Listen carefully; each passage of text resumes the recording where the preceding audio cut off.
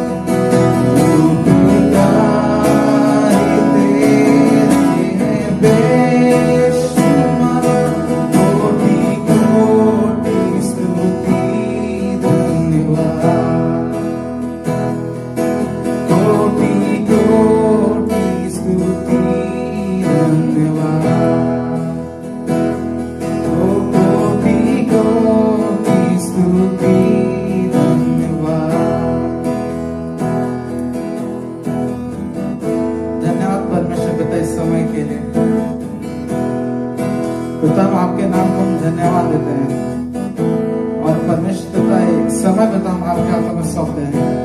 आप हमें लीड कीजिए पिता और पिता आपका आत्मा हमें चले पिता, हम यही प्रार्थना करते हैं। और पिता अब ये जल्द से जल्द ये पैंडेमिक खत्म हो जाए पिता, हम यही प्रार्थना, यही हमारी प्रार्थना विनती है पिता।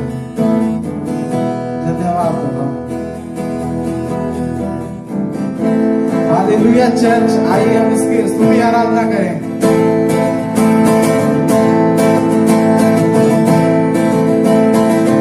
खुशी के साथ हम उसकी स्तुति आराधना करेंगे।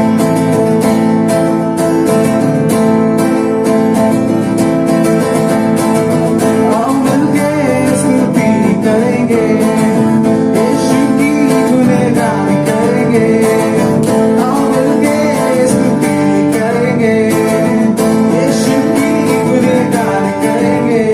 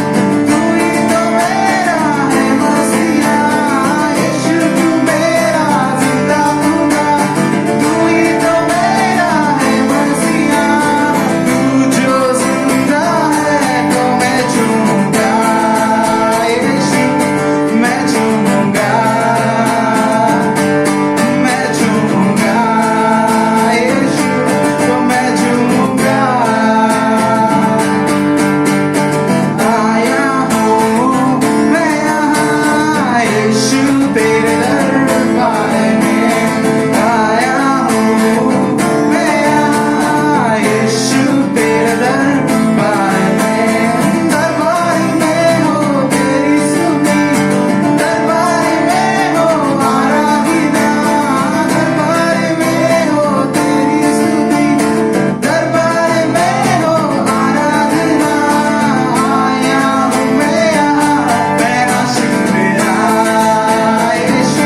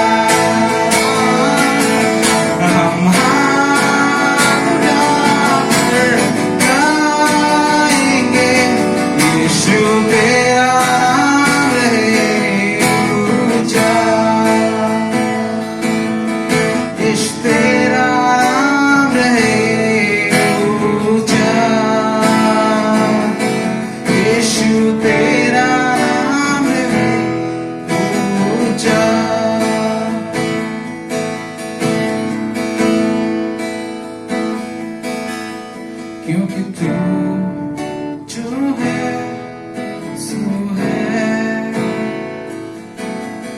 क्योंकि तू जो है सो है, क्योंकि तू जो है सो है, क्योंकि तू जो है सो है।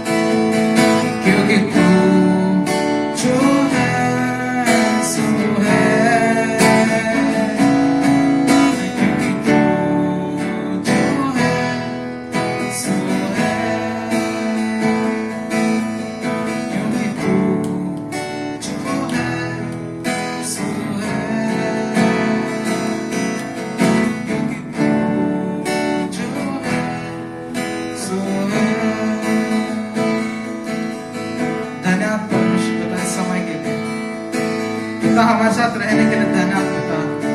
पिता हर एक व्यक्तियों पिता आप हमारे साथ थे पिता, और धन्यवाद पिता आपने हमें माफ किया परमेश्वर पिता, और पिता हमें आगे बढ़ाया उसके लिए धन्यवाद देते हैं। और परमेश्वर पिता इस सभा पिता आपकी महिमा के लिए है, और परमेश्वर पिता आपकी महिमा आपसे कोई नहीं छीनेगा पिता। और पिता हम प्रार्थना करते पिता इस सभा के द्वारा पिता आपके नाम को हमें मिले, और मैं यीशु के नाम से मांगता हूँ, सुनो और कबूल करो, आमीन। Praise the Lord. आइए सबसे पहले इस सभा की शुरुआत हम प्रार्थना करके करेंगे। प्रभु मैं आपको धन्यवाद करता हूँ, स्तुति स्तुति स्तुति और स्तुति करता हूँ राजाओं के राजा और प्रभु के प्रभु। आप महान है, आप सर्वशक्तिमान है, सर्वज्ञानी है, सब पर दया करने वाले हैं, भलाई से भरे, प्रेम से भरे परमेश्वर, मैं आपको धन्यवाद करता हूँ। इन दिनों में जो भी महामारी चल रहा है उसमें से आपने हमें सुरक्षित रखा, बचा कर रखा अपनी महिमा के लिए, इसके लिए मैं आपको धन्यवाद करता हूँ, स्तुति करता हूँ प्रभु परमेश्वर। इन दिनों में मुंबई में बहुत बारिश हो गया, बहुत सारे लोगों के घर में पानी भर गया, बहुत सारी तकलीफें हुई, लेकिन आपने हम पर अनुग्रह किया और हमें उनमें से सभी में से बचाया, इसके लिए मैं आपको धन्यवाद करता हूँ, कोटि कोटि धन्यवाद करता हूँ। धन्यवाद प्रभु, थैंक यू लॉर्ड। प्रभु हम प्रार्थना करते हैं ऐसे लोगों के लिए जो प्रभु ऐसे पीड़ित हो गए हैं, तकलीफ में है, प्रभु आप उनको छुड़ाइए और अपनी दया से, अपने प्रेम से, अपने आशीष से उनको भी भरिए, ऐसे हम प्रार्थना करते हैं। प्रभु पवित्र आत्मा इस सभा को आप आशीषित कीजिए, हर एक जन जो इसको देख रहा है, देखने वाला है, उनके आंखों को खोलिए, कानों को खोलिए, दिल को खोलिए, ताकि प्रभु आपका वचन हम समझ सके, सुन सके और उसके अनुसार चलने के लिए हम सभी को सहायता कीजिए, ऐसे मैं प्रार्थना करता हूँ। इस समय आपके हाथ में सौंप देता हूँ, सभी को आप आशीषित कीजिए, यीशु के नाम से हम मांगते हैं, आमीन। सुंदर अच्छे सुबह प्रभु ने हमें दी है। जैसे मैंने कहा कि पिछले दिनों में या इन दिनों में मुंबई में बहुत सारी बारिश हुई, बहुत सारा नुकसान हुआ, लेकिन प्रभु ने उसमें से भी हम सभी को बचाया, और इस भयंकर महामारी में भी हमें अभी मालूम हो गया है कि प्रभु हमें विशेष रीति से संभाल रहा है, हम सभी लोग उसके लिए धन्यवादित है। आइए आज के इस वचन की ओर जाने से पहले पिछले बुधवार को इस बुधवार को मैंने बातचीत किया पवित्र आत्मा के संगति में कैसे चलना है, और अभी भी मैं उसी विषय में थोड़ा सा बातचीत करने वाला हूँ, परमेश्वर के साथ कैसे चलना है। हनोक जो था परमेश्वर के संगति में चलता गया, ऐसा वचन हमें कहता है, लेकिन इसका मतलब क्या होता है कि परमेश्वर की संगति में चलते जाना। और आज का विषय जो हम हैंडल करने वाले हैं उसमें आपको समझ में आएगा, आप कंफ्यूजन में नहीं रहेंगे कि हम स्वर्ग में जाने वाले हैं कि नहीं जाने वाले। तो जैसे ये समझ में आ जाएगा, आपको समझ में आ जाएगा कि आप जरूर स्वर्ग में जाएंगे, क्यों जाएंगे, उसका कारण आज के इस संदेश में आपको मिल जाएगा। आज का मेरा जो संदेश है उसका विषय है परमेश्वर के स्वरूप में ढल जाना। परमेश्वर के स्वरूप में ढल जाना या इमेज ऑफ गॉड, परमेश्वर की प्रतिमा, परमेश्वर के स्वरूप मतलब क्या, उसके जैसे हो जाना मतलब क्या, उसके संगति में चलना इसका मतलब क्या, यही सब बातें आज हम जो है देखने वाले हैं। आइए वचन को पढ़ेंगे। मत्ती की किताब 9वां अध्याय, मत्ती की किताब 9वां अध्याय 9 से लेके 13 वचन।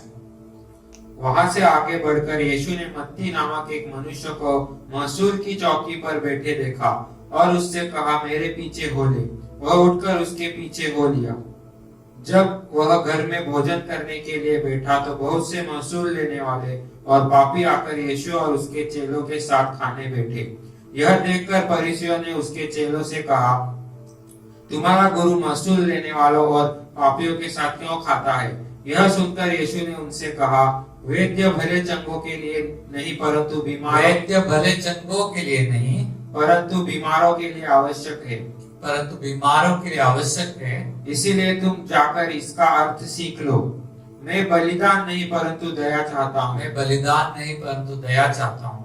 क्योंकि धर्मियों को नहीं परंतु पापियों को बुलाने आया हूँ। क्योंकि धर्मियों को नहीं लेकिन पापियों को बुलाने के लिए आया हूँ। काय के लिए बुलाने के लिए आया, क्यों बुलाने के लिए आया वो नहीं लिखा। धर्मियों को नहीं, पापियों को बुलाने के लिए यीशु मसीह आया, ये उसका जीवन का उद्देश्य है। यहाँ पर जो उसने दिया है, पापियों को नहीं, सॉरी धर्मियों को नहीं, पापियों को बुलाने के लिए आया हूं। पापियों को क्यों बुलाया यीशु मसीह ने? क्या संदेश था यीशु मसीह का? यीशु मसीह आते ही उसने संदेश दिया, पश्चाताप करो, स्वर्ग का राज्य आ गया है। तो पापियों को क्यों बुला रहा है यीशु मसीह?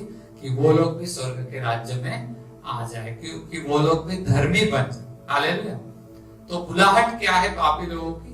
कि आओ तुम भी धर्मी बन जाओ। तो यीशु मसीह का उद्देश्य मैंने आपको मालूम है, पहले भी मालूम था, कि सभी लोगों को क्या करना है? स्वर्ग के राज्य में लेना है। सभी लोगों को जो पाप कर रहे हैं उनको बोलना है तुम पाप करना छोड़ो और धार्मिकता करना शुरू करो और मेरे संगति में अनंत काल तक रहो। तो यीशु मसीह का उद्देश्य क्या था, या यीशु मसीह का उद्देश्य जो है यहाँ पर बहुत क्लियरली दिया गया है। वो सभी लोगों को क्या करना चाहता है? अपने राज्य में अपने जैसा धर्मी बनाकर रखना चाहता है अनंत काल तक। हालेलुया। अनंत काल तक वो लोग रहना चाहिए। लेकिन समस्या क्या है कि परमेश्वर के स्वरूप में मनुष्य अभी नहीं है। मनुष्य क्या है? परमेश्वर के स्वरूप में नहीं। वो स्वरूप जो है वो बिगड़ गया। हमें मालूम है पाप आने के बाद परमेश्वर ने जैसे बनाया था, जो स्वरूप था आदम का, वो बिगड़ गया। और अभी यीशु मसीह का, परमेश्वर का, पवित्र आत्मा का इस जगत में काम यही चल रहा है कि सभी लोगों को अपने स्वरूप में जैसे बनाया था वैसे फिर एक बार बनाया जाए। हालेलुया। यही बात यीशु मसीह ने यहाँ पर कही है कि मैं धर्मियों को नहीं, पापियों को बुलाने के लिए आया कि वो लोग भी मेरे स्वरूप में मेरे जैसे धर्मी और पवित्र बन जाए। यही उसका बुलाहट, यही उसका कॉलिंग है। इसके लिए वो आया था, इसके लिए वो काम कर रहा है। आज भी यीशु मसीह पापी लोगों को अपने स्वरूप में बनाना चाहता है। पिछले दिनों में पवित्र आत्मा के बारे में जब हम लोग बात कर रहे थे, एक बाइबल स्टडी में मैंने बताया था कि पिछली बार मतलब आदम को भी परमेश्वर ने ही अपने स्वरूप में बनाया, और अब जो है परमेश्वर ही हमें उसके स्वरूप में बना सकता है और बनाता है। हम खुद नहीं बना सकते अपने आप को उसके स्वरूप, नहीं, वो हमें क्या करता है? अपने स्वरूप में बनाता है। तो यही यीशु मसीह का उद्देश्य था, और ये उद्देश्य को पूरा कैसे किया जाता है वो भी आज हम इस मैसेज में हम सीखने वाले हैं, देखने वाले हैं। परमेश्वर के स्वरूप में रहना या बनना, being the image of God, not becoming, being the image of God. Becoming अलग बात है, मैं being की बात कर रहा हूं। परमेश्वर क्या स्वरूप में रहना या परमेश्वर के संगति में चलना या परमेश्वर जैसे रहना मतलब क्या, इसके बारे में आज हम देखने वाले हैं। तो पहली बात मैंने बताई कि यीशु मसीह का यही उद्देश्य है, पवित्र आत्मा का यही उद्देश्य है, परमेश्वर का यही उद्देश्य है कि हम सभी लोगों को उसके स्वरूप में बनाया जाए। ये काम करने के लिए सबसे पहले क्या हो गया? चुनाव हो गया। किसका चुनाव हो गया? मत्ती जैसे पापी व्यक्ति का चुनाव हो गया। और हम लोग जब हमारे जीवन के बारे में देखते हैं तो हम सभी लोग पापी है, लेकिन उसने हमें चुन कर लिया। काय के लिए चुन के लिया?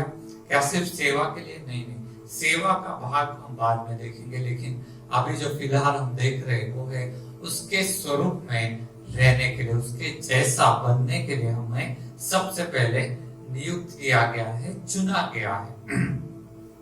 तो परमेश्वर लोगों के साथ क्या करता है कि वो उसके स्वरूप में बन जाते हैं, उसके बारे में आज हम देखने वाले। यहाँ पर जो है मत्ती जो है चुंगी लेने वाला था। चुंगी लेने वाला, या जिसको हमने यहाँ पर जो वचन है महसूल की चौकी पर बैठा था, मतलब महसूल लेने वाला, टैक्स लेने वाला वहां पर था। और आज भी और उन दिनों में भी महसूल लेने वाले क्या करते थे?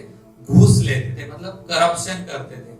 मतलब जहां पर जो है 10,000 लेना है टैक्स, तो उसको बोलेंगे तुम 2,000 मुझे दे दो, 5,000 टैक्स भर दो और तुम्हारा 10,000 मैं लूंगा ही नहीं। इस तरह से वो लोग क्या करते थे कि लोगों को, गवर्नमेंट को, मतलब राजा को फंसाते थे, लोगों को फंसाते थे और खुद का फायदा करके लेते। आज भी वही होता है। अलग अलग कंपनियों के पास टैक्स इनकम टैक्स वाले जाते हैं, बोलते तुमको 10 लाख टैक्स भरना है।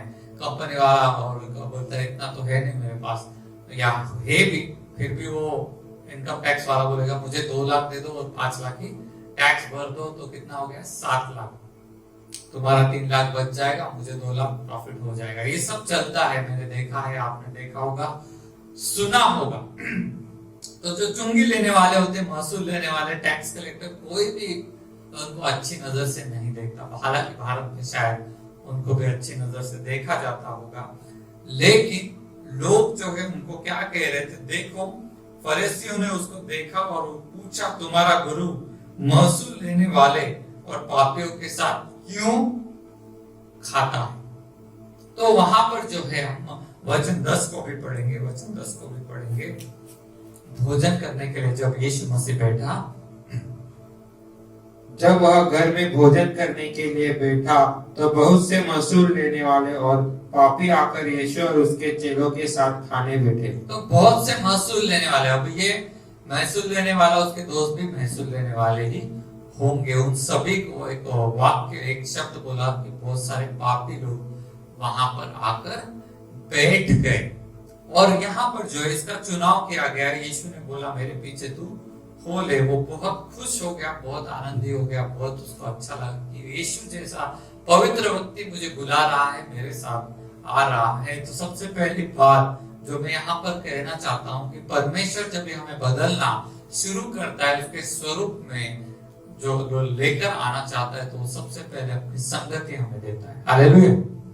सबसे पहले क्या करता है, अपनी संगति हमें देता है। सबसे पहले वो हमें अपने नजदीक लाता है। ये सभी लोग जो दुनिया के लोग है, फरीसी है या कोई भी है, ये लोग क्या कर रहे थे, इनसे दूर रह रहे थे, इनको पापी समझ रहे थे, जबकि वो थे पापी, 100% पापी थे।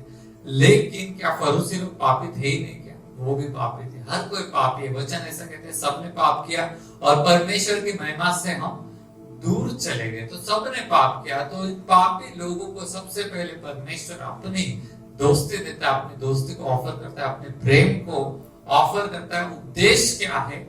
सक्सेस नहीं, सक्सेस उद्देश्य नहीं, प्रॉस्पेरिटी वो भी उद्देश्य नहीं। उद्देश्य क्या है कि मनुष्य को अपने स्वरूप में बनाया जाए। हालेलुया।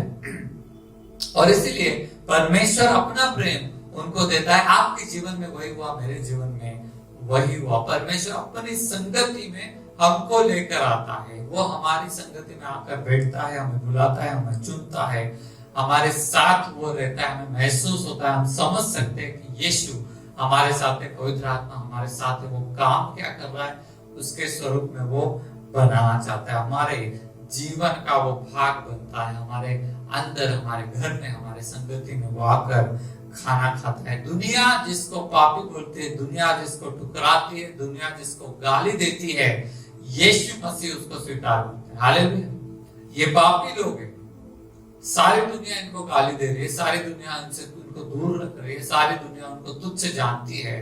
परमेश्वर यीशु मसीह उनको अपना प्रेम दे रहा है। क्यों? क्योंकि वो उनको अपने स्वरूप में बनाना चाहता है। हालेलुया।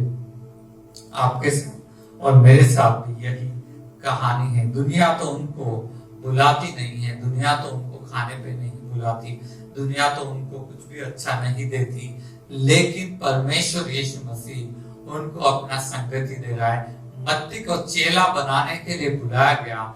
यीशु मसीह उनको अपना शिक्षण, अपना प्रशिक्षण, अपना संगति वहां पर देगा। आगे जब हम पढ़ते हैं, यहाँ पर कहां पर भी लिखा नहीं है कि मत्ती को ये प्रशिक्षण मिला, वो प्रशिक्षण नहीं, लेकिन वो 12 चेले उसके संगति में हमेशा रहते थे। तो सारी बातें जो कुछ भी सिखाई गई मत्ती, मरकुस, लूका, यूहन्ना में, सभी बातों में उसके अच्छी और भलाई का जो शिक्षण है, वो शिक्षण में मत्ती को भी सहभाग मिला। उसी तरह से जब लोग ठुकराते हैं, छोड़ के जाते हैं, या लोग तुच्छ जानते हैं, यीशु मसीह ऐसा नहीं करता।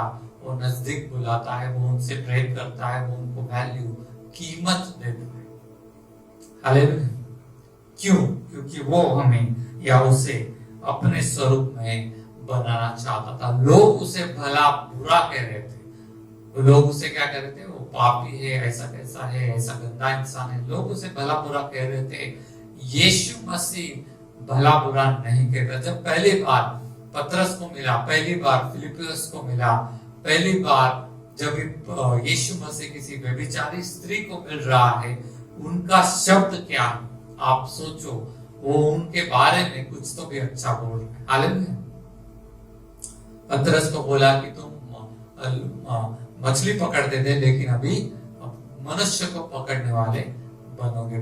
फिलिपियस को बोला तुम स्वर्गदूतों को ऊपर नीचे आते जाते देखोगे और मनुष्य के पुत्र को आते हुए तुम देखोगे, तुम सच्चे इस्राएली हो, ऐसा बोला। व्यभिचारी स्त्री को बोला कि तुमको मैंने क्षमा किया, किसी ने तुम पर पत्थर नहीं मारा, अभी जाओ और क्या करो, वापस पाप में मत गिरना। तो कुछ तो अच्छाई, कुछ तो भलाई उसने की। हालेलुया। मत्ती के साथ भी जरूर यीशु मसीह ने कुछ ना कुछ अच्छी बातें वहां पर की होगी, क्योंकि बुलाहट क्या है, बुलाहट यीशु मसीह की यही है कि वो सभी को अपने स्वरूप में लेकर आए। और इसके लिए यीशु मसीह चुनता है। यीशु मसीह जहां पर 10 लोग, 100 लोग, 1000 लोग बुरे कह रहे, उस इंसान के बारे में यीशु मसीह उनके बारे में अच्छा कहता है। हालेलुया।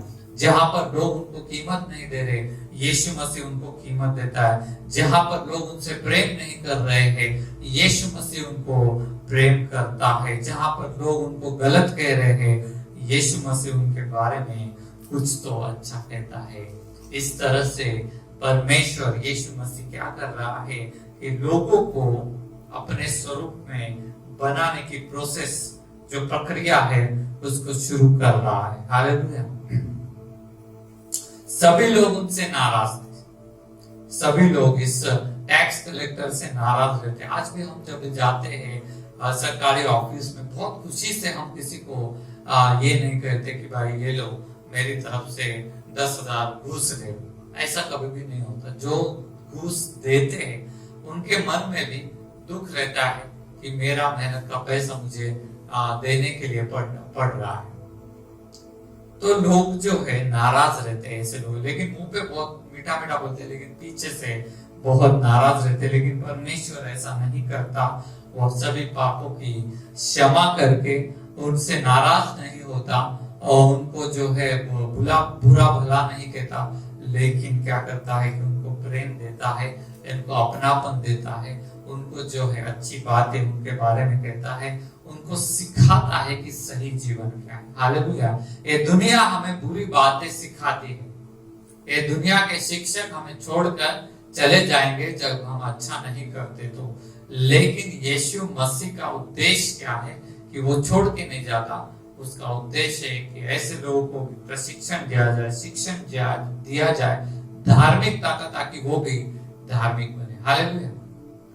मैं धर्मियों को नहीं, पापियों को बुलाने के लिए आया है। पापी अपने पाप को तभी छोड़ेगा जब वो परमेश्वर की भलाई को अनुभव करेगा। हालेलुया। वचन यही कहता है, जब बहुत सारी मछलियां पतरस को मिली चमत्कारिक रूप से, तो पतरस ने मान लिया, प्रभु मुझसे चले जाओ, मैं पापी हूँ। परमेश्वर की भलाई उसके पास जब आई तो उसने इमीडिएटली अपने मार्ग को छोड़ने का क्या है कि विचार किया।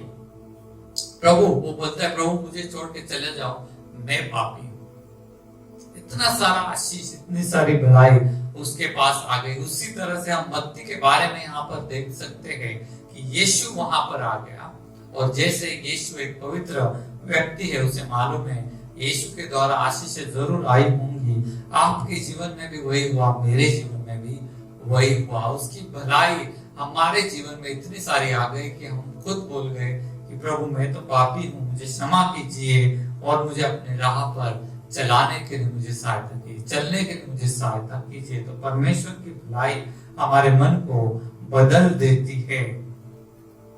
पापियों को अधिक पाप करने के लिए परमेश्वर ने नहीं बुलाया, पापियों को धर्मी बनाने के, धर्म का मार्ग, धार्मिकता सिखाने के लिए उसने अपनी तरफ बुलाया। और धार्मिकता सिखाते हुए वो क्या कर रहा है कि अपने स्वरूप में सभी लोगों को बदल रहा है। यही उसका उद्देश्य है। हमारा उद्देश्य क्या है और दुनिया का उद्देश्य क्या है, मैं आपको बताना चाहता हूँ और परमेश्वर के राज्य का उद्देश्य क्या है।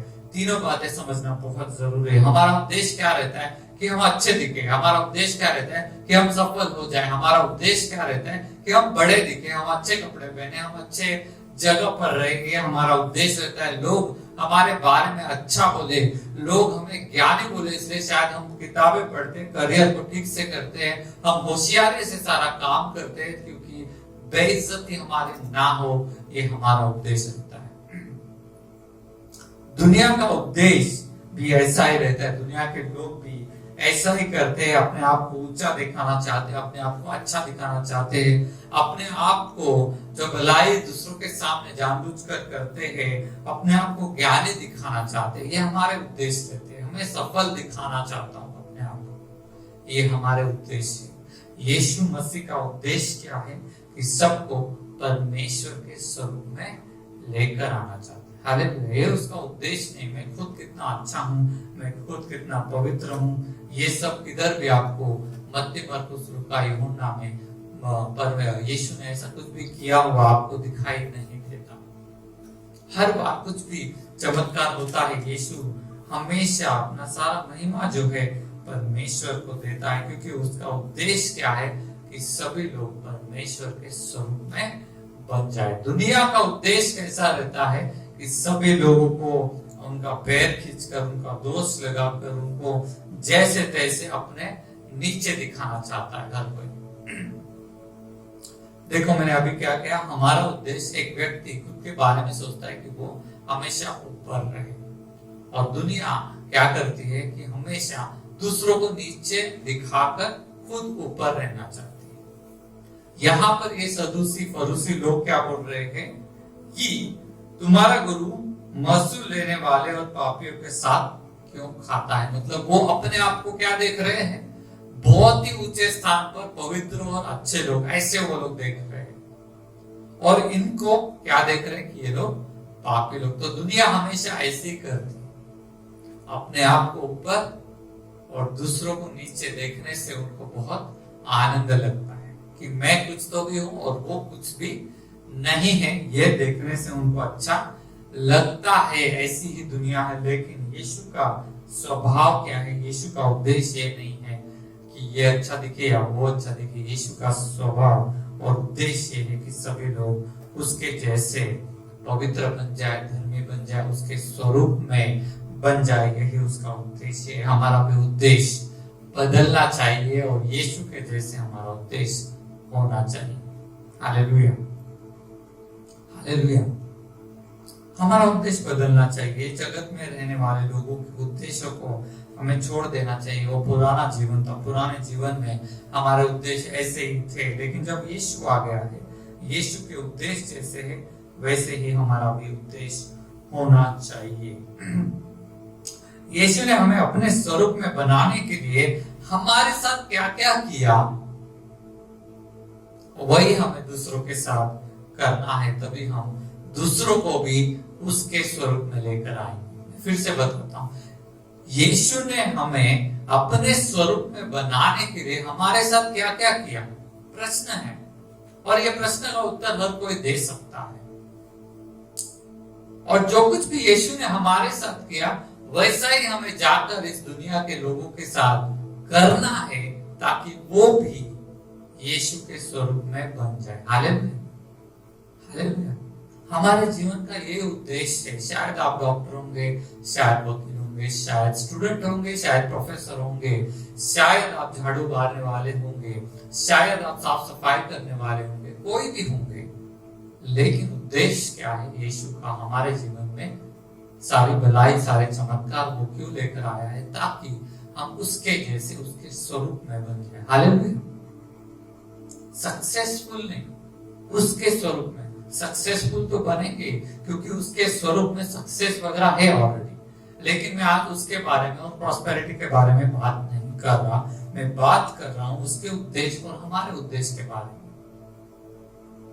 हमारा उद्देश्य ऐसा था, लेकिन अब हमें उसको बदलना है, और परमेश्वर जो हमारे साथ करता है वैसे हम दूसरों के साथ करेंगे तो वो लोग भी यीशु के जैसे बन जाएंगे। हालेलुया। परमेश्वर ने यहाँ पर मत्ती को सबसे पहले क्षमा किया, उसके संगति में वो आ गया। देखिए अभी दोनों बातें मैं बता रहा हूं या फिर तीनों बातें हम बातचीत करने की कोशिश करेंगे। परमेश्वर क्या कर रहा है मत्ती के साथ या पतरस के साथ या यूहन्ना के साथ या हमारे साथ, और दुनिया क्या करती है हमारे साथ, और हम क्या करते हैं लोगों के साथ। तीन बातें। ओके, तो परमेश्वर क्या करता है, हमें क्षमा करता है। दुनिया क्या करती है, हमें क्षमा नहीं करती। ये लोग यहाँ पर क्या कर रहे हैं, उनको दोष लगा रहे, ये तो पापी इंसान है, इनके साथ क्यों बैठने का, इनके साथ क्यों रहने का, दोष लगा रही, क्षमा नहीं कर रही। यीशु ने क्या बोला, मुझे यज्ञ नहीं दया चाहिए। क्या पढ़ा हमने वचन के अंदर, बलिदान नहीं। हाँ, मुझे बलिदान नहीं, यज्ञ या बलिदान वही बात है, परंतु दया चाहिए। तो यीशु ने यहाँ पर इस पापी व्यक्ति के ऊपर दया किया, क्षमा किया उसके ऊपर। दुनिया क्या करती है, दोष लगाती है। और अगर हम दुनियादारी में चल रहे, दुनिया के जैसे चल रहे हैं, तो हम भी क्या करेंगे, दोष ही लगाना प्रेफर करेंगे। जो व्यक्ति हमारे फायदे का नहीं है उसको हम दोष लगाएंगे। ये जो महसूल लेने वाले टैक्स कलेक्टर है, सबको तकलीफ देते हैं क्योंकि सबसे पैसा खाते हैं, और लोग सभी लोग उनके बारे में बुराई कहते हैं क्योंकि ये लोग सभी को तकलीफ दे रहे पैसा खा खा कर। क्या बात समझ रहे, क्योंकि इनको तकलीफ हो रहा है, ये लोग उनको क्या कर रहे, तुच्छ मान रहे, गलत मान रहे, उनको शायद मन ही मन में गाली भी देते होंगे। आज भी लोग ऐसा करते हैं, अरे उससे वो पैसा खाता है उसकी वजह से हमको तकलीफ होता है। लेकिन परमेश्वर यीशु मसीह का उद्देश्य क्या है कि उनको क्षमा करना और उनको अपने स्वरूप में लेकर आना। और इसीलिए यीशु उनके बारे में कुछ भी गलत नहीं बोल रहा। यीशु उनके बारे में क्या बोल रहा है कि जो बीमार है उनको क्या करना है, दवाई चाहिए, और मैं यहाँ पर वैद्य बनकर आया हुआ। हालेलुया। वो उनके बारे में दुनिया जैसी बोल रही वैसे नहीं बोल रहा है, अच्छा बोल रहा है। मैं आपको एक उदाहरण देकर इसके बारे में बताना चाहूंगा, उससे ये विषय बहुत आसान हो जाएगा। मैं जब गया था 40 दिन के लिए घरे काम है, वहां पर एक था व्यक्ति, नाम नहीं लूंगा, जो भी था। वैसे लोग वहां पर आते ही रहते हैं, किसी का भी नाम लेंगे तो भी चलो एक नाम हम रख देते, उसका प्रवीण। तो ये जो प्रवीण नाम था, नाम का व्यक्ति था, उसके बारे में मेरा बातचीत हुआ और वो कहता था मेरे घर वाले मुझसे तंग आ गए क्योंकि मैं बहुत गुस्सा करता हूँ और मैं बहुत मारा मारी करना मुझे पसंद है, और मैं ऐसे ही जो दोस्त थे उनके साथ में रहता हूँ। और मैं अच्छा पढ़ा लिखा था, उसको इंग्लिश वगैरह आता था, इंग्लिश मीडियम में पढ़ाई लिखाई हुई थी उसकी। और वो कहता था कि मैं हमेशा बाहर जाकर ऐसे दोस्तों के साथ रहना पसंद कर रहा हूँ जो मारा मारी करना पसंद है, गुस्सा करना पसंद है, छीन कर लेना पसंद है। और सारा जो सोसाइटी था, जो गली था उसका, वो कह रहा था मुझे, वो मुझसे नफरत करता था। और लोग कभी कभी बोलते थे कभी ये मर जाएगा, और मेरे लिए मतलब वो गाली देते ही होंगे, मेरे मुंह पे गाली देने का ताकत उनमें नहीं था। लेकिन और मेरे बारे में वो लोग सोच रहे थे कि ये मर जाएगा तो अच्छा होगा, क्योंकि हमारी सारी जो गली है, जो हमारा एरिया है, वो थोड़ा शांत हो जाएगा, ये आदमी मर जाएगा। तो इस तरह से हम देखते हैं कि उसकी वजह से उनको तकलीफ हो गया, इसीलिए वो क्या कर रहे, उसको दोष लगा रहे, उसको गाली दे रहे। लेकिन जब वो यहाँ पर आ गया है, उसके घर वालों ने मेरे का प्रोफेटिक में उसे भेज दिया। यहाँ पर जब वो आ गया, परमेश्वर ने उसके साथ क्या किया वो इंपॉर्टेंट है। परमेश्वर ने उसको क्षमा किया। परमेश्वर उसके बारे में एक भी गलत चीज नहीं बोला, अगर चाहता तो बोल सकता था, लेकिन नहीं बोला। परमेश्वर ने उसको क्या बोला होगा कि तू तो बहुत ही अनमोल है, हालेलुया, तू मेरे दृष्टि में बहुत ही अनमोल है, और मैं तुझसे प्रेम करता हूं, उसके लिए तेरे लिए मनुष्य को, राष्ट्र को भी मैं दे दूंगा। जितनों ने विश्वास किया उनको परमेश्वर का पुत्र होने का अधिकार दिया गया। ये बातें परमेश्वर एक पापी के बारे में बोलता है। परमेश्वर ने उसके बारे में एक भी गलत बात बोला नहीं। वहां पर जो है हमें मालूम है कि भविष्यवाणी वगैरह होती है, आपने भी सुना होगा। जब आपके बारे में भविष्यवाणी हुई, आपने 10 गंदी बातें की होंगी, लेकिन जब आपके बारे में भविष्यवाणी हुई, परमेश्वर ने कुछ तो भी अच्छा बोला। हालेलुया। पिछले दिनों में मैं एक पास्टर के यहाँ पर हम लोग गए थे एक चर्च में, और वहां पर जो है एक पासवान बता रहे थे कि वो जब भी कॉलेज में स्टूडेंट वगैरह थे, वो उनकी बहन और उनकी कोई दोस्त थी, वो सभी लोग पहली बार या दूसरी बार या ऐसे कुछ चर्च में गए थे, और इसे मालूम था कि कितना मतलब मैंने कॉलेज में गड़बड़ी किया है, कितनी सारी उन्होंने खुद बताया कि लड़कियों को मैंने फंसाया, इसके साथ 10 दिन, उसके साथ 1 महीना, ये सब मैंने किया। और जब भी वो भविष्यवाणी करने वाली स्त्री जो भी थी, प्रभु की दासी, वो बोलने वाली थी, तो उनको बहुत डर लग रहा था कि अभी ये मेरे बारे में जरूर ऐसा ही बोलेगी कि तुमने ये सब पाप किया है, तुमने इतने लोगों को फंसाया है, टीचर के बारे में ऐसा बोला है, वैसा बोला है, माँ बाप को झूठ बोला है, बाहर जाकर तुम सिगरेट पीते हो, ये है वो है, ऐसा बोलेगा, ऐसा। वो डर रहा था पीछे बैठकर, और वो उधर ही क्षमा मांग रहा था, प्रभु मेरे बारे में कुछ मत बोलो, कुछ मत बोलो, कुछ मत बोलो, ऐसा वो बोल ही रहा था। उतने में उन तीनों को आगे बुलाया गया, और परमेश्वर ने उनके बारे में बोला कि तुम मेरा सेवा करोगे, मेरा अभिषेक लो, तुम बहुत सारे लोगों के भलाई करोगे, और बहुत सारी अच्छी बातें मुझे अभी याद नहीं। लेकिन कहने का मतलब ये है कि कोई पापी व्यक्ति जब परमेश्वर के पास आता है, परमेश्वर उसके बारे में अच्छा बोलता है, सारी दुनिया उसके बारे में गाली क्यों ना दे। परमेश्वर उससे प्रेम करता है। दुनिया क्या करती है? नफरत करती है। और अगर हम दुनिया की रीति से चल रहे हैं तो हम भी नफरत करेंगे, क्योंकि हमारे उद्देश्य क्या है कि हम खुद सक्सेसफुल बनना चाहते हैं, हम अच्छा दिखना चाहते हैं, ये हमारा उद्देश्य रहता है। यीशु का उद्देश्य क्या है? परमेश्वर का उद्देश्य क्या है? कि सभी लोगों को अपने स्वरूप में बनाया जाए। अगर आपका उद्देश्य वो है तो आप भी पापियों को पापी नहीं बोलेंगे, लेकिन परमेश्वर की आत्मा के द्वारा उनके बारे में कुछ ना कुछ अच्छा बोलेंगे, उनको प्रेम देंगे, उनको नजदीक लेंगे। Hallelujah, hallelujah. मुझे याद है परमेश्वर ने मेरे बारे में भी अच्छा ही बोला, और आपको भी याद होगा अगर आपके बारे में आप बाइबल पढ़ते हैं, परमेश्वर बाइबल के द्वारा बात करता है, टीवी के द्वारा, टीवी में अगर आप सुनते होंगे उसके द्वारा बात करता है, या भविष्य वक्ताओं के द्वारा डायरेक्टली भी बात करता है। ऐसा कुछ नहीं। और आपने देखा होगा कि आप तो पाप कर रहे हैं, लेकिन फिर भी परमेश्वर कहता है कि मैं तुमसे प्रेम करता हूं। परमेश्वर कहता है कि तुम अनमोल हो।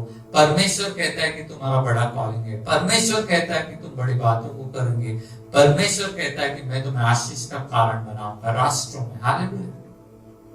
परमेश्वर भलाई की बात करता है, क्योंकि उसका उद्देश्य है कि सभी को अपने स्वरूप में बनाया जाए। दूसरी बात मैं बताना चाहूंगा कि परमेश्वर हमें सामर्थ्य बनाता है। जब लोग चाहते हैं, जैसे मैंने उस प्रवीण के बारे में बताया, लोग चाहते थे कि वो कमजोर हो जाए, लोग चाहते थे कि वो बीमार हो जाए, लोग चाहते थे कि उसका एक्सीडेंट हो जाए, मर जाए, कुछ तो उसको हो जाए ताकि वो मारामारी ना करे और समाज को तकलीफ ना दे।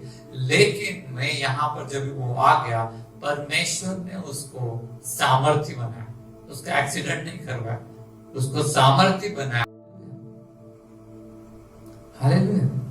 परमेश्वर हम जब भी पाप भी कर रहे हैं, लेकिन फिर भी हमें सामर्थ्य बनाता है ताकि हम उसकी महिमा के लिए काम करें। परमेश्वर हमें सुंदर बनाता है ताकि हम उसकी महिमा के लिए उस सुंदरता का इस्तेमाल करें। पता नहीं ये बात मैं क्यों कह रहा हूँ, यहाँ पर नहीं लिखी मैंने, लेकिन स्त्रियों को या लड़कियों को सुंदरता जो प्रभु ने दी है, वो उनके खुद के इस्तेमाल के लिए नहीं, लेकिन परमेश्वर के महिमा के लिए। हालेलुया। उसका इस्तेमाल हम कैसे करेंगे? आपने बहुत दिनों पहले वो कहानी तो सुनी होगी मिस हिंगिस की। हमारे बीच में जब भविष्यवक्ता आनंद थे, तभी उन्होंने उसके बारे में कहा था, और आई होप आपको मालूम होगा। तो परमेश्वर ने सुंदर लोगों को भी बनाया है, लेकिन उनकी सुंदरता परमेश्वर ने काय के लिए, उसकी महिमा के लिए इस्तेमाल के लिए बुलाया। Hallelujah, hallelujah. तो दुनिया क्या करेगी? उस सुंदरता को अपने हिसाब से सारी गंदी बातों के लिए इस्तेमाल करेगी। ये दुनिया का तरीका है। लेकिन परमेश्वर क्या करता है, अपने महिमा के लिए इस्तेमाल करता है। और इस तरह से हमें जो है सुंदर लोगों को किसी बारे में दोष नहीं लगाना, लेकिन उनको सिखाना है कि तुम्हारी सुंदरता क्या होनी चाहिए, प्रभु के लिए इस्तेमाल होनी चाहिए। आज भी हम देखते हैं यीशु मसीह जो है, पिछले दिनों मैंने कहा कि पवित्र आत्मा, इस बुधवार को मैंने कहा कि पवित्र आत्मा आपके लिए वैयक्तिक रीति से रो रो कर प्रार्थना करता है। और अब मैं बता रहा हूं कि यीशु मसीह भी एग्जैक्टली वही कर रहा है स्वर्ग के अंदर। इसके बारे में हमने बहुत बार बोला है, मैं सभी बातों को रिपीट नहीं करूंगा, लेकिन यीशु मसीह का एक काम है कि वो सभी दुनिया के लोगों के लिए मध्यस्थ का प्रार्थना स्वर्ग में परमेश्वर की ओर कर रहा है। उस वक्त भी करता था और आज भी कर रहा है। और दुनिया क्या करेगी? शायद आप में से सभी लोगों का यह अनुभव नहीं है, लेकिन कुछ लोगों का यह अनुभव हो सकता है कि दुनिया आप पर जादू टोना कर रही ताकि आप नीचे गिर जाए, आप नष्ट हो जाए, नाश हो जाए। लेकिन यीशु मसीह आपके लिए प्रार्थना कर रहा है कि आप खड़े हो जाए, हालेलुया, कि आप सामर्थ्य बन जाए, कि आप पाप करना छोड़ दे और धार्मिकता करना शुरू कर दे। तो यीशु मसीह परमेश्वर हमारे लिए क्या करता है कि प्रार्थना करता है। दुनिया जब हमें पापी ठहराती है, परमेश्वर हमें पवित्र ठहराता है, पवित्र बनाता है। दुनिया जब हमें दोषी ठहराती है, परमेश्वर उसका निर्दोषता हमें देता है, हम पर दया करता है, हम पर क्षमा करता है। जहां पर लोग दोषी ठहराते हैं और क्षमा नहीं करते और हमें बोलते कि तुमने हमारा ये किया, उसका कीमत तुम भर के दो, और हमसे कीमत वसूला जाता है अगर हमने कुछ किया है, तो परमेश्वर हमसे कीमत नहीं वसूलता। तो परमेश्वर हमारे साथ क्या करता है? हमें निर्दोष ठहराता है, हमारे लिए प्रार्थना करता है, हमारे बारे में अच्छा बोलता है, हमारे ऊपर प्रेम करता है, हमें अनमोल ठहराता है, हमें सामर्थ्य बनाता है। क्यों? क्योंकि उद्देश्य क्या है कि उसके जैसे हम बन जाए। और यही बात है, वो एक्सपेक्ट करता है कि हम भी पापी लोगों के साथ ऐसे ही करें। ये दुनिया हमें गलत बातें सिखाती है, एक दुनिया हमें शायद निकम्मा भी ठहराती होगी, लेकिन यीशु जब भी हमारे जीवन में आता है, वो हमें निकम्मा नहीं ठहराता, वो हमें सिखाता है कि कैसे अच्छे कामों को किया जाए। हालेलुया। निकम्मा बोलकर छोड़ देना ये दुनियादारी का बात है, सिखाकर आगे लेकर जाना ये परमेश्वर। हालेलुया। बहुत आसान है किसी को भी निकम्मा ठहराना, क्योंकि उसके लिए कोई मेहनत नहीं पड़ती, बस बोल दिया वो तो निकम्मा है। ये करना बहुत आसान है। ये दुनिया का रास्ता है, परमेश्वर का रास्ता है कि निकम्मे लोगों को भी बुलाओ, उनको सिखाओ, उनको ट्रेन करो और उनको बिना काम के लोगों को काम का बनाओ। हालेलुया। और उनको दुनिया में बाद में भेजा जाता है। जहां पर लोग छोड़ देते हैं, परमेश्वर पकड़ करके रखता है। जैसे मैंने अभी कहा, निकम्मा बोलकर लोग छोड़ देते हैं, परमेश्वर छोड़ता नहीं है। दुनिया ने तो पापी बोलकर उसको छोड़ दिया, लेकिन परमेश्वर ने उनको चेला बनाया। दुनिया ने तो इनको श्रापित किया, लेकिन आज परमेश्वर ने उनको आशीषित किया। अगर हम परमेश्वर के जैसा बनना चाहते हैं, ध्यान से सुनिए, अगर हम परमेश्वर के जैसा बनना चाहते हैं, तो परमेश्वर ने हमारे साथ क्या किया, वही हमें दूसरों के साथ करना। हालेलुया। परमेश्वर ने हमारे साथ भलाई की जब हमारी कोई लायकी नहीं थी, योग्यता नहीं थी। परमेश्वर ने हमें क्षमा किया जब हम योग्य नहीं थे। परमेश्वर ने हमारे लिए हमें आशीषित किया जब हम योग्य नहीं थे। जब आपको मालूम है आप पाप कर रहे थे, तब परमेश्वर आपको आशीषित करता रहा। जब आपको मालूम है आप पाप कर रहे थे, परमेश्वर आपको सिखाता रहा। जब आपको मालूम है आप पाप कर रहे थे, परमेश्वर ने भविष्यवक्ताओं को भेजा आपके बारे में अच्छी भविष्यवाणी। आपको मालूम है आप जब कमजोर थे, परमेश्वर ने आपको सामर्थ्य बनाए। कमजोर है छोड़ दो इसको, ऐसा नहीं किया। दुनिया ऐसा करती है। आप दुनिया के राह पर भी चल सकते हैं या आप परमेश्वर जैसे भी बन सकते। हालेलुया।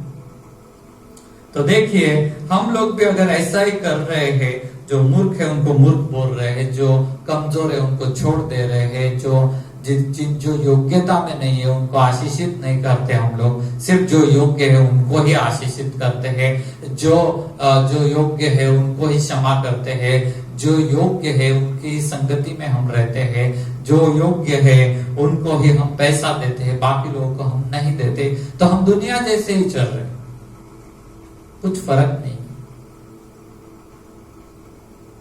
हिंदू मुस्लिम लोग भी करते, उसके लिए यीशु की और पवित्र आत्मा की हमारे जीवन में कोई जरूरत ही नहीं, हम ऐसे ही वैसा करेंगे।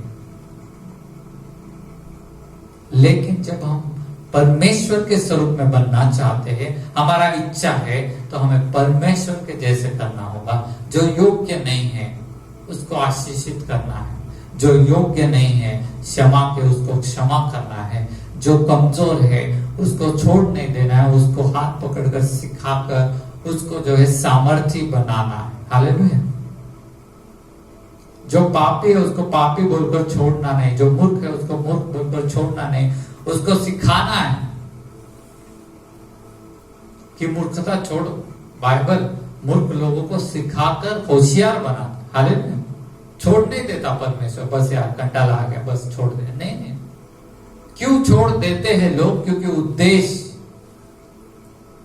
ये रहता है कि मैं सक्सेसफुल बनूं, मैं सफल बनूं, और इसलिए वो लोग सफल लोगों के साथ रहना पसंद करते हैं। लेकिन यहां पर जो है उद्देश्य क्या है कि परमेश्वर के स्वरूप में सभी को लेकर आऊं।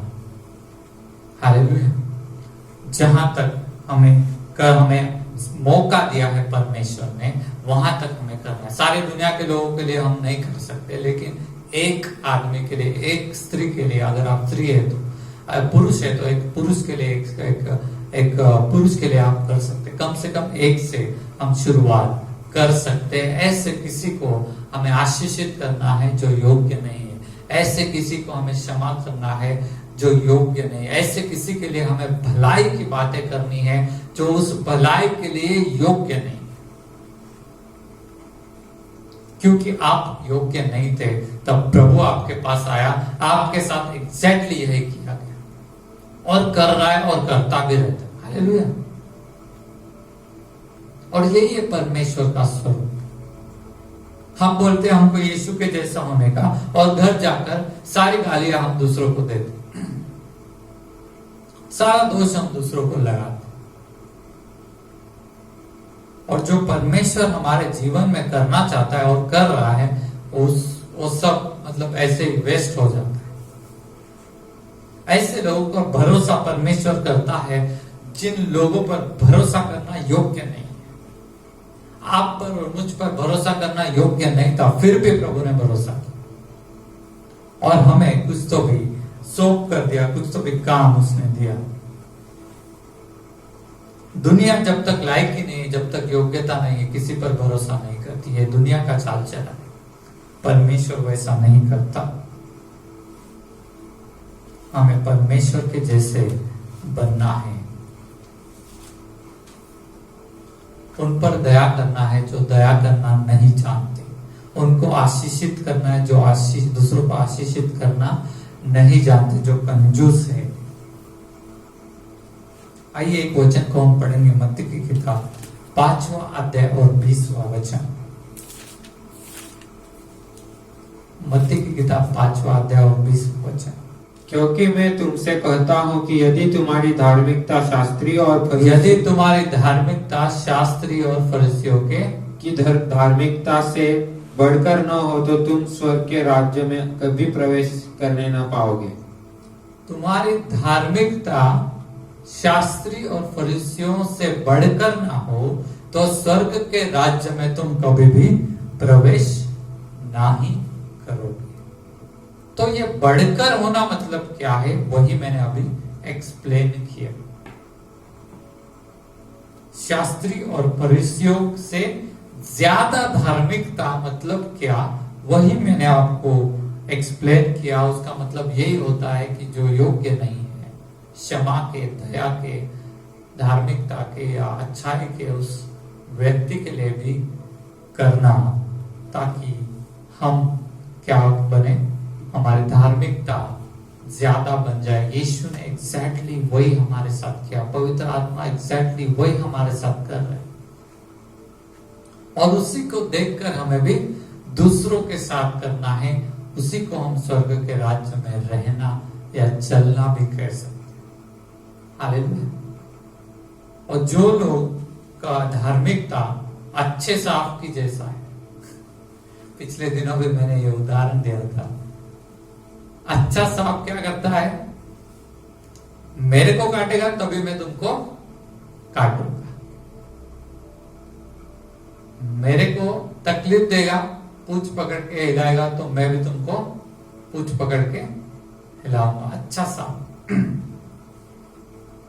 और वैसे स्थिति बहुत सारे मसीही लोगों की है, लेकिन यहां पर वचन हमको अच्छा सांप बनने के लिए नहीं बोला है। वचन हमको क्या बोल रहा है कि तुम्हारी धार्मिकता उन सदूसी और फरीसियों की धार्मिकता से ज्यादा होनी चाहिए। मतलब जो लोग अच्छा नहीं करते हैं, जो लोग हमें काटते हैं, उनको काटना नहीं, उनको आशीषित करना। हालेलुया। अपने शत्रुओं के लिए प्रार्थना करो, अपने शत्रु पर प्रेम करो। आइए एक वचन को हम पढ़ेंगे, मत्ती की किताब 5वां अध्याय 43। मत्ती की किताब 5वां अध्याय 43, 44, 45 ये सब हम पढ़ेंगे। तुम सुन चुके हो कि कहा गया था, अपने पड़ोसी से प्रेम रखना और अपने बैरी से बैर। परंतु मैं तुमसे कहता हूँ कि अपने बैरियों से प्रेम रखो और अपने सताने वालों के लिए प्रार्थना करो। तो हमारी धार्मिकता फरीसियों के धार्मिकता से ज्यादा होनी ही चाहिए, तभी तो स्वर्ग के राज्य में हम रहेंगे। कैसे होगी? जब हम ये समझ जाएंगे कि हमारा उद्देश्य क्या है, कि सबको और खुद को भी और सबको भी परमेश्वर के स्वरूप में बनाकर लेकर आना, यही हमारा उद्देश्य है। पहले तो सब परमेश्वर का उद्देश्य हमारे लिए ये रहता है कि हम उसके स्वरूप में बन जाए। फिर बाद में जब हम उसके स्वरूप में बन जाते हैं, हमारा उद्देश्य, परमेश्वर हमें नया उद्देश्य देता है, और वो नया उद्देश्य ये होता है कि जाकर सभी को चेला बनाओ। अभी चेला बनाओ मतलब क्या, वो भी भाई बता रहा हूं यहाँ पर। कैसा वाला चेला? ऐसा वाला चेला कि जो अपने शत्रुओं को नफरत ना करे, श्राप ना दे, लेकिन उनसे प्रेम करे।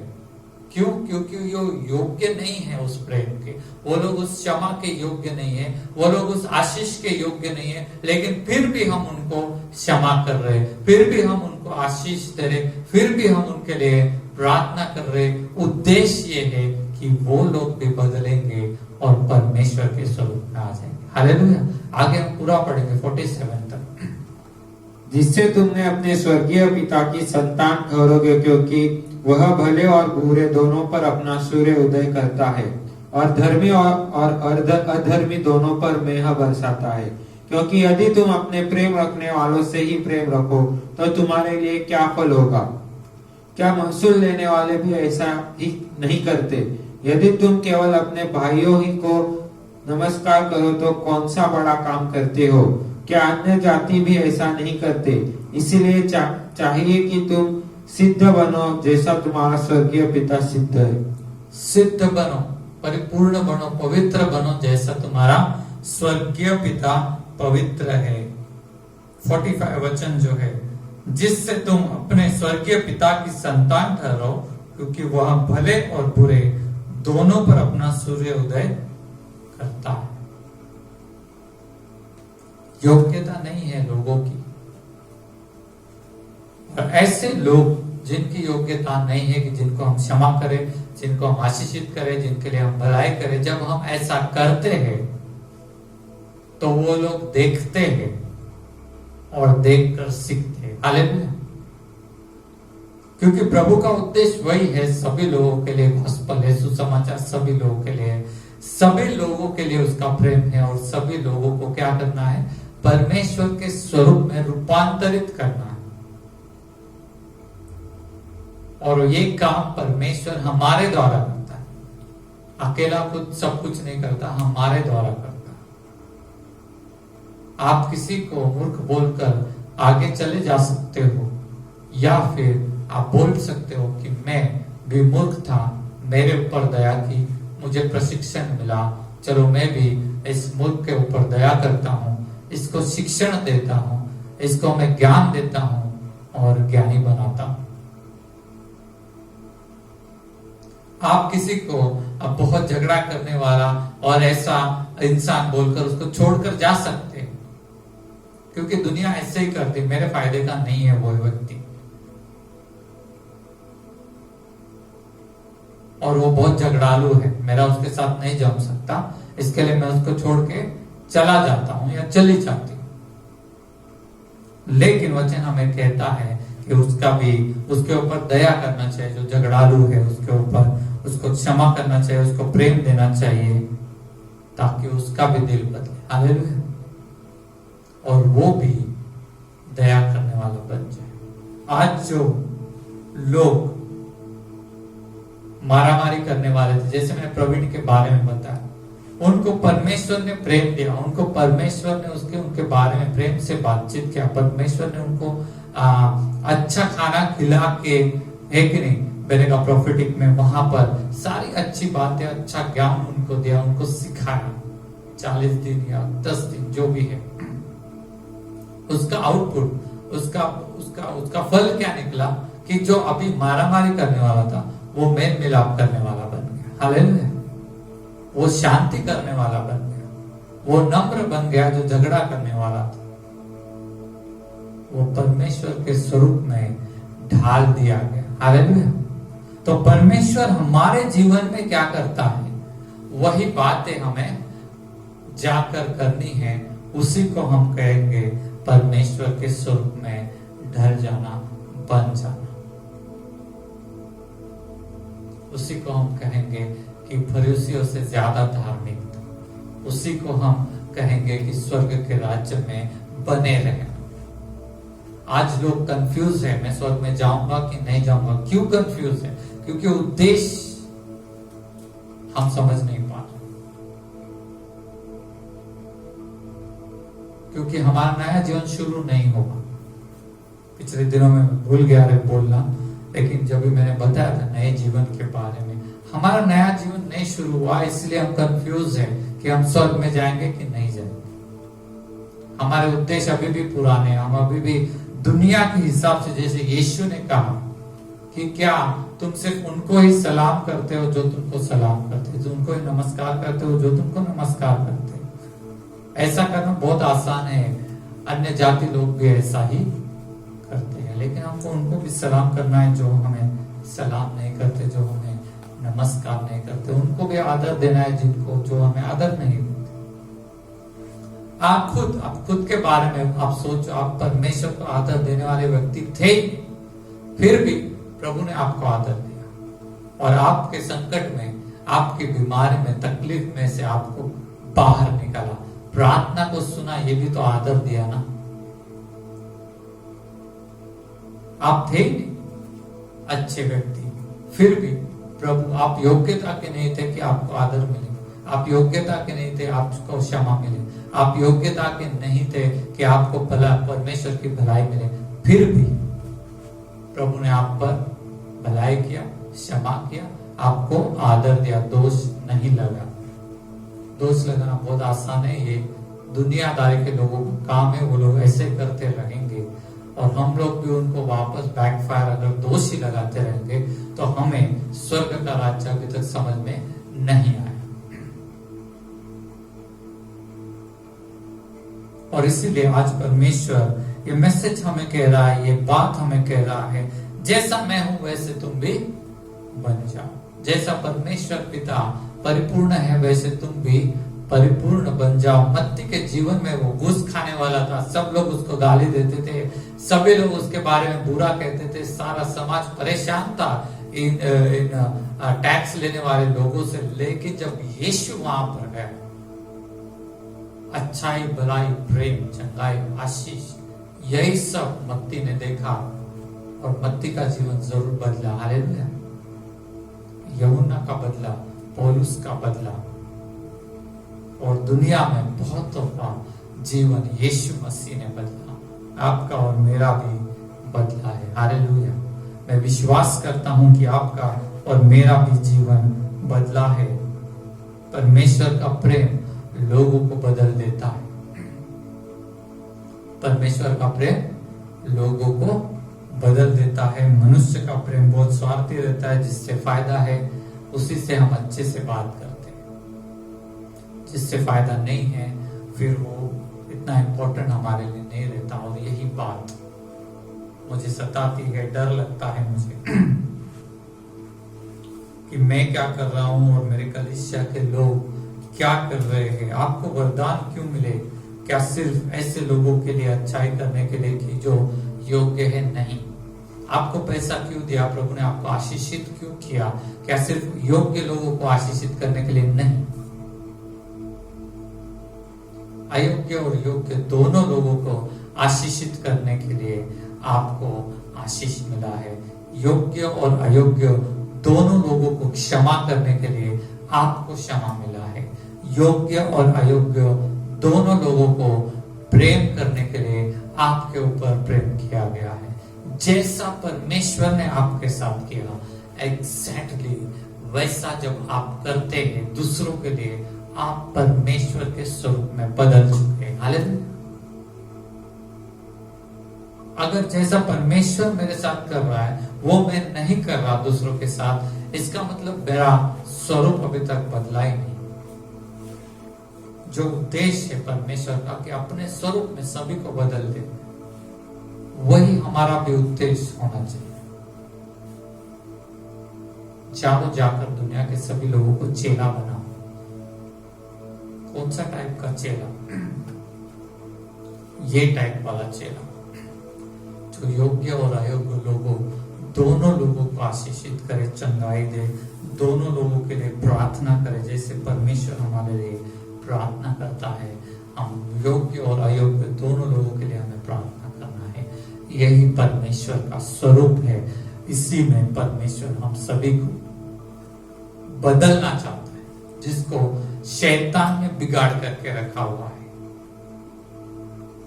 मैंने दोनों रास्ते बताए, दुनियादारी का रास्ता कैसा है, परमेश्वर का रास्ता कैसा है। आपको मालूम है आप किस चीज पर चल रहे हो। लेकिन आज इनविटेशन है, अपने आप के बारे में बुरा भला कहना छोड़ दो। परमेश्वर आपके बारे में अच्छा कहता है, उसको रिसीव करो। अपने आप के बारे में निराश होना छोड़ दो। परमेश्वर आपके बारे में आशा की बातें कह रहा है, उसको स्वीकार करो। जब भी हम अपने आप के बारे में परमेश्वर से आने वाली अच्छी बातों को स्वीकार करते हैं, तभी हम दूसरों के बारे में अच्छा बोल सकते हैं। जब भी हम परमेश्वर से हमारे लिए जो प्रेम आ रहा है उसको स्वीकार करते हैं, तभी तो हम जाकर ऐसे अयोग्य लोगों को प्रेम दे सकते हैं जो योग्यता के नहीं। जब परमेश्वर से आने वाला क्षमा हम स्वीकार करते हैं, तभी तो हम ऐसे लोगों को क्षमा कर सकते हैं जो क्षमा के योग्य बिल्कुल भी नहीं है। परमेश्वर ने हमारे साथ ऐसा ही किया है, जिसको हमको स्वीकार करना है। जैसा हम स्वीकार करेंगे, जैसे हम स्वीकार करते जाएंगे, अंगीकार करते जाएंगे, तभी तो हम दूसरों को दे पाएंगे, नहीं तो नहीं दे पाएंगे। और हम भी नहीं बदलेंगे और हमारे द्वारा दूसरे लोग भी बदल नहीं पाएंगे। इसीलिए परमेश्वर जब भलाई की बातें हमारे बारे में कुछ भी कहता है, उसको स्वीकार करो, उसको नकारो, स्वीकार करो। और जैसा परमेश्वर से आपने स्वीकार किया, फिर जाकर आप दूसरों के बारे में भलाई कर सकते हो। बहुत बार यही गलती होती है, हम अपने ही पाप के बारे में देखते रहते हैं और परमेश्वर जो हमें बोल रहा है उसको स्वीकार ही नहीं कर पाते, और उसकी वजह से जो हम स्वीकार नहीं कर पाते, इसलिए फिर हम दूसरों को भी नहीं दे सकते। जो हमें दिया है वही हम दे सकते। परमेश्वर ने आपको बहुत सारा दया किया आपके ऊपर, आप बहुत पापी थे लेकिन दया किया, बहुत दया किया, तब जाकर आप भी दूसरों के ऊपर बहुत सारा दया कर सकते हैं। अगर आपने वो दया स्वीकार नहीं किया तो आप नहीं कर सकते दूसरों को दया, फिर आप चिड़चिड़े ही बने रहोगे, गुस्से में ही रहोगे, दोष लगाने में ही रहोगे। क्या आप बात को समझ रहे हैं? जो परमेश्वर से आता है वही हम दूसरों को दे सकते हैं। दया करने का दान है। पिछले दिनों मैंने बातचीत किया दान वरदानों के बारे में। जब हम पर होता है तो हम दूसरों को दे सकते हैं। प्रेम का भी वैसा है, जब हम पर बहुत सारा प्रेम होता है हम दूसरों को दे सकते हैं, क्योंकि परमेश्वर ने हमारे साथ बहुत सारी भलाई की है, इसीलिए हम दूसरों के साथ भलाई कर सकते हैं। जो योग्य नहीं है ऐसे लोगों के साथ भी, और जो योग्य है ऐसे लोगों के साथ भी हम भलाई कर सकते हैं, क्योंकि हमारा परमेश्वर हम पर भलाई करता है। एक वचन, वैसे तो मैंने बंद कर दिया था, लेकिन एक वचन हम पढ़ेंगे। इफिसियों की किताब 5वां अध्याय यही चीज बताता है। 4वां अध्याय, सॉरी 5वां में भी है लेकिन 4वां अध्याय 32, क्योंकि परमेश्वर ने, आइए हम पढ़ेंगे, एक दूसरे पर कृपालु और करुणामय हो, और जैसे परमेश्वर ने मसीह में तुम्हारे अपराध क्षमा किए, मसीह में तुम्हारे अपराध क्षमा किए, वैसे तुम भी एक दूसरे के अपराध क्षमा करो। वैसे तुम भी क्या करो? वैसे तुम भी करो। आइए एक और वचन हम पढ़ेंगे, 5वां अध्याय 21वां वचन हम पढ़ेंगे। मसीह के भय से एक दूसरे के अधीन रहो। मसीह के भय से एक दूसरे के अधीन रहो, अधीन रहो या दास बनो। गलतियों की किताब यही वचन, सेम वचन जो इफिसियों की कलीसिया को कहा गया, वही सेम वचन गलातियों की कलीसिया को भी कहा गया। 5वां अध्याय और 13वां वचन यहाँ पर लिखा था इफिसियों में, एक दूसरे के अधीन बनो। यहाँ पर क्या लिखा है हम देखते हैं। हे भाइयों, तुम स्वतंत्र होने के लिए बुलाए गए हो, परंतु ऐसा न हो कि यह स्वतंत्रता शारीरिक कामों के लिए अवसर बने, वरन प्रेम से एक दूसरे के दास बनो। प्रेम से एक दूसरे के दास बनो। वहां पर लिखा है एक दूसरे के अधीन रहो, यहाँ पर लिखा है एक दूसरे के दास बनो। दोनों कलीसिया को सेम बात बताया गया। यीशु मसीह परमेश्वर होकर भी उसने कहा कि मैं सेवा करने के लिए नहीं, सेवा करवा के लेने के लिए नहीं, सेवा करने के लिए आया। क्या किया यीशु ने चेलों के साथ? उनके पैर धोए। जैसा यीशु ने किया, फिर यीशु ने जैसा किया वैसा ही जाकर वो लोग ने भी किया। हालेलुया। और यहाँ पर अलग अलग बहुत सारे वचन है, हम नहीं पढ़ेंगे। यहाँ पर जो मैं बोल रहा हूं कि यीशु खुद दास बनकर आए, और यहाँ पर वचन कहता है कि तुम भी एक दूसरे के दास बनो। जो यीशु ने हमारे साथ किया, एग्जैक्टली हम जब दूसरों के साथ वैसा ही करते हैं तो हम यीशु के स्वरूप में बनते हैं, तभी हम परमेश्वर के स्वरूप में चलते हैं। तभी हमको गारंटी रहता है कि हम स्वर्ग में जाएंगे। हमको मालूम है हम ऑलरेडी स्वर्गीय जीवन जी रहे। अभी हमको मालूम है कि हमारी धार्मिकता फरीसियों की धार्मिकता से ज्यादा। हालेलुया। फिर हमारी दौड़, जैसे मैंने कहा, उद्धार के लिए नहीं, सिर्फ मुकुट पाने के लिए, मतलब जो अवार्ड रिवार्ड है उसके लिए हमारी दौड़ होती है। परमेश्वर ने आपको सिंपल बात बताई, जैसा मैंने तुमको क्षमा किया वैसा जाकर तुम भी दूसरों को क्षमा करो। जैसा मैंने तुम्हारे साथ भलाई किया वैसा तुम जाकर दूसरों के साथ भलाई करो। जैसा मैंने तुमसे प्रेम किया वैसा तुम जाकर दूसरों के साथ प्रेम करो। और इसी को हम कहते हैं परमेश्वर के स्वरूप में ढल जाना, उसके संगति में हनोक जैसा चला वैसे चलना।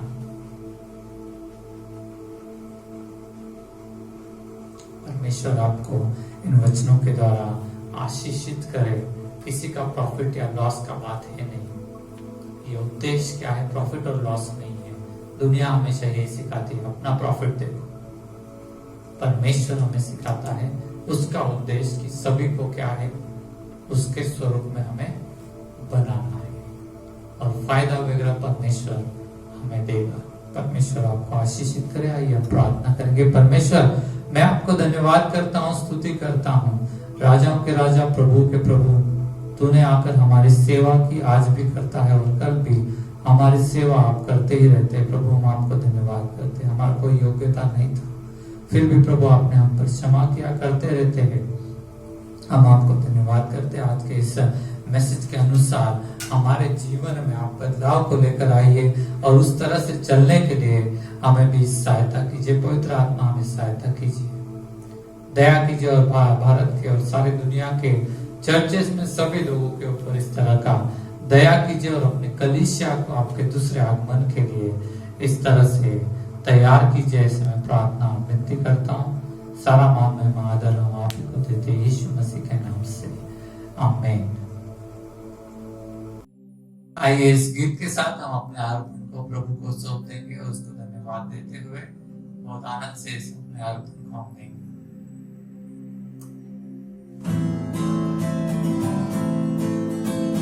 हर दिन में यीशु का धन्यवाद करूंगा, हर दिन में यीशु की स्तुति करूंगा, हर दिन में यीशु का करूंगा, हर दिन में यीशु की स्तुति करूंगा।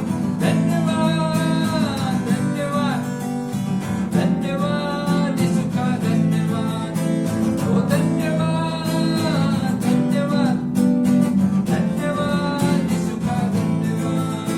हर दिन में यीशु का धन्यवाद करूंगा, हर दिन में यीशु की स्तुति करूंगा, हर दिन में यीशु का धन्यवाद करूंगा, हर दिन में यीशु की स्तुति करूंगा।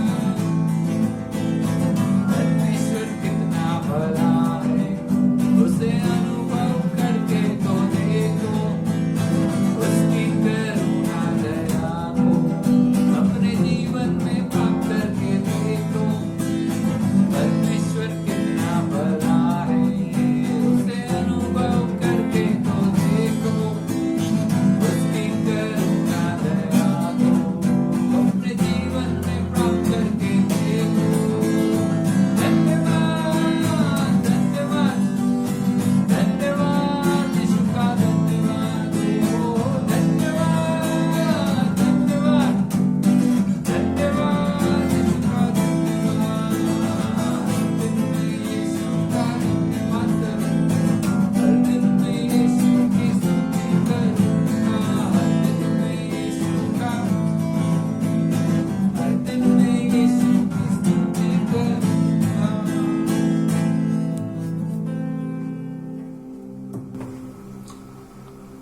प्रभु, मैं आपको धन्यवाद करता हूँ, स्तुति स्तुति और स्तुति करता हूँ।